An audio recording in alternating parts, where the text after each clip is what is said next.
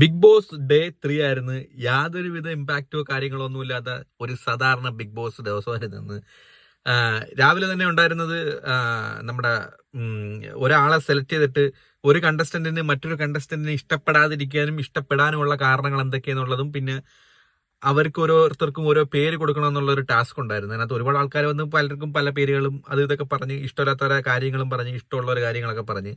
അതിനകത്ത് നമ്മുടെ അക്ബർ ഇഷ്ടമില്ലാത്ത ആളിനകത്ത് സെലക്ട് ചെയ്തത് രേണുസുതി ആയിരുന്നു. രേണുസുതിയെ വിളിച്ചെടുത്തിട്ട് പറഞ്ഞ്, രേണുസുതി ഇഷ്ടമില്ലാത്ത കാര്യങ്ങൾ ഇതൊക്കെയാന്ന് പറഞ്ഞിട്ട്, രേണുസുതി ഞാൻ കാണുന്നത് ഒരു സെപ്റ്റിക് ടാങ്കിന് സമമായിട്ടാണെന്നുള്ള കാര്യം പറഞ്ഞായിരുന്നു. അത് രേണുസുതിക്ക് ഇഷ്ടപ്പെട്ടില്ല.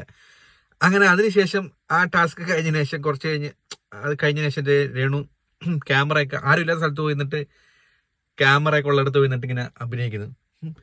സെപ്റ്റിക് ടാങ്കോ എന്നെ എന്താ അങ്ങനെ പറഞ്ഞത്? ഞാൻ ജീവിതത്തിൽ ഇന്നേരം എന്നെ അങ്ങനെ ആരും പറഞ്ഞിട്ടില്ല, അതാണ് ഇതാണെന്നൊക്കെ പറഞ്ഞിട്ട് ക്യാമറ കാണിക്ക രീതി അങ്ങോട്ടും കൂടെ നടക്കുന്നുണ്ട്. അത് ഞാൻ വേറെ ആരോ ഇതിന് മുന്നത്തെ സീസണിൽ സൂര്യ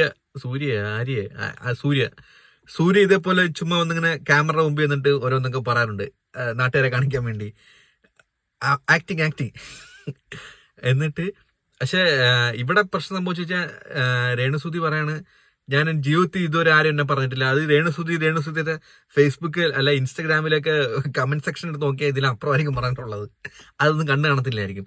എന്നിട്ട് രേണു നേരെ പോയത് അവിടെ വേറെ ആൾ കിടക്കുന്നുണ്ടായിരുന്നു. അവരടുത്ത് പോയി പറഞ്ഞ്, അവൻ എന്തൊക്കെ പേര് വിളിക്കായിരുന്നു എന്നെ, അതൊന്നും വിളിക്കാതെ എന്നെ ഇവിടെ ഓരോരുത്തർക്കൊക്കെ ക്യൂട്ടി പൈ അതപ്പ ഈ പൈ എന്നൊക്കെ പറഞ്ഞായിരുന്നു പേര് വന്നേക്കുന്നത്. എന്നെ ഓൻ കമ്പയർ ചെയ്തത് സെപ്റ്റിക് ടാങ്കുമായിട്ടാണ് എന്നൊക്കെ പറഞ്ഞിട്ട് ഇങ്ങനെ വിഷമിച്ച് ഇരുന്നിട്ട് ഇങ്ങനെ ഞാൻ കരയല്ല ഇങ്ങനെ നിന്നിട്ട് ഇങ്ങനെ ഇങ്ങോട്ട് ക്യാമറയിൽ എല്ലാം കിട്ടുന്നുണ്ടല്ലേ, ഓക്കെ. അവൻ എന്നെ ചാണകക്കുഴിന്ന് വിളിച്ചാലും കുഴപ്പമില്ലായിരുന്നു, സെപ്റ്റിക് ടാങ്ക് എന്നൊക്കെ വിളിച്ചതാണ് ഭയങ്കര ആക്ടിങ്. അതെല്ലാം കൊള്ളായിരുന്നു, രസമുണ്ടായിരുന്നു കണ്ടിരിക്കാൻ. അത് കഴിഞ്ഞതിന് ശേഷം പിന്നെ ഈ ബിഗ് ബോസിനകത്ത് തന്നെ എല്ലാവരും പറയുന്നുണ്ട്, ഇന്നും പറഞ്ഞായിരുന്നു, ഈ ബിഗ് ബോസ് തുടങ്ങിയിട്ട് ഇന്ന് 4 ദിവസമായി ഇതുവരെ കണ്ടന്റ് പോയിക്കൊണ്ടിരിക്കുന്നത് അനീഷിന്റെ കണ്ടന്റാണ് പോയിക്കൊണ്ടിരിക്കുന്നത് എന്നുള്ള കാര്യം അനു പറഞ്ഞിട്ടുണ്ടായിരുന്നു. അനുവിന് അവിടെ ഉള്ളവർക്ക് കുറച്ചു പേർക്ക് ഇപ്പം മനസ്സിലായി വരുന്നുണ്ട്. എന്നിട്ടും ഇവരെല്ലാരും മറ്റേ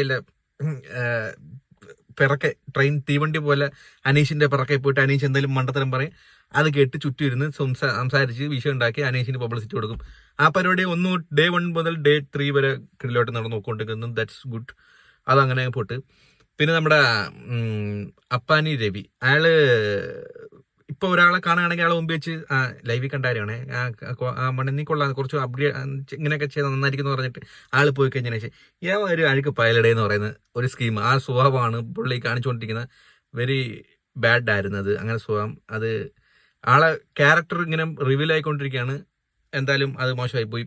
പിന്നെ വേറെ ഏറ്റവും വലിയ കാര്യം വെച്ച് നമ്മുടെ ഗസലും പിന്നെ ആര്യനും തമ്മിലൊരു ലവ് കെമിസ്ട്രി വർക്കാക്കുന്നുണ്ടോ എന്നൊരു ഡൗട്ടുണ്ട്. രാവിലെ തൊട്ട് രണ്ടെണ്ണം അടുത്തിരുന്നിട്ട് സംസാരവും കാര്യങ്ങളും അതൊക്കെ ആയിരുന്നു. ഇനി അവരെ ലവ് സ്ട്രാറ്റജി പിടിച്ച് മുന്നോട്ട് പോകാനുള്ള പ്ലാൻ ആണെന്ന് അറിഞ്ഞൂടാ. ആണെങ്കിൽ വളരെ ഫ്ലോപ്പായി പോകുന്ന കാര്യമാണ് കണ്ടിട്ട് തോന്നുന്നത്. പിന്നെ എന്തായിരുന്നു, പിന്നെ ആസ് യൂഷ്വൽ ഷാനവാസിന്റെ പരിപാടിയും പിന്നെ ഇപ്പോഴും അതുപോലെ തന്നെ ഡേ 1 എങ്ങനെയായിരുന്നു അതുപോലെ തന്നെ ഡേ 3 ആദ്യം ഉണ്ടായിരുന്ന വിഷയം ഉണ്ടാക്കിക്കൊണ്ടിരുന്ന ഒരു 5-6 പേര്, അവരല്ലാതെ വേറെ ആരും വല്ലാട്ട് സംസാരമില്ല, ഒന്നുമില്ല. അങ്ങനെ സൈഡിൽ കൂടെ പോകുമ്പോൾ ഹലോ സുഖമാണോ, സുഖം, അവിടെ സുഖം, ആ സ്കീമിൽ ഇങ്ങനെ പൊക്കോണ്ടിരിക്കുകയാണ്. അല്ലാതെ യാതൊരുവിധ പ്രശ്നങ്ങൾക്കോ ഇടപെടത്തില്ല. ആകെ ഉണ്ടാകുന്നത് പേര് പറയുമ്പോൾ ഇപ്പം നമ്മൾ ഇത് ഡേ 3 ആയി, എന്നിട്ട് പോലും ഒരു ബെസ്റ്റ് പ്ലെയർ ആയെന്ന് നമ്മളെ ഫേവറേറ്റ് പ്ലെയർ ആയെന്ന് വെച്ച് കഴിഞ്ഞാൽ പറയാൻ ഒരാളില്ല. അതെന്ന് വെച്ചാൽ അവരെല്ലാവരും ഒരേ രീതിക്ക് തന്നെയാണ് ചെയ്തുകൊണ്ടിരിക്കുന്നത്. ഇന്നയാൾ ഇതിനേക്കായി കിടിലോ അല്ല ഇതിനേക്കായി കൊള്ളാന്ന് തോന്നുന്ന രീതിക്കൊന്നും ഇതുവരെ ഒരു പെർഫോമൻസ് വന്നിട്ടില്ല. എന്നാലും ഒരു 5 പേര് 6 പേരെന്ന് പറഞ്ഞു കഴിഞ്ഞാൽ ആദ്യം തൊട്ടുള്ള അവർ തന്നെയാണ്. അഭിലാഷ് എന്ന് പറഞ്ഞാൽ അങ്ങനെ രീതിയല്ല, ചുമ്മാ ഇടന്ന് ബേളം ഉണ്ടാക്കിയെങ്കിലും സ്ക്രീൻ സ്പേസ് പിടിക്കാൻ നോക്കുന്നുണ്ട്. അങ്ങനെ ഒരു പിന്നെ ആരായിരുന്നു, അനീഷ്, ഷാനവാസ്, അൻവർ, രേണു, പിന്നെ ശരത്ത്, ഇങ്ങനെയുള്ള കുറച്ച് പേര് മാത്രമേ ഉള്ളായിരുന്നു.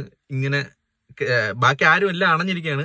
ഇച്ചിരി നല്ലതൊന്ന് കാണാൻ ഒരു ഇൻട്രസ്റ്റിംഗ് ആയിരിക്കും. പിന്നെ അത് മാത്രമല്ല ബിഗ് ബോസിന്റെ ടാസ്ക് ഒക്കെ വളരെ ശോകമാണ്. എന്തെങ്കിലുമൊക്കെ അടിയുണ്ടാകുന്ന ടാസ്ക് ഒക്കെ കൊടുത്തു കഴിഞ്ഞാൽ കാണാൻ ഞങ്ങൾക്ക് ഇൻട്രസ്റ്റിംഗ് ആയിരിക്കും.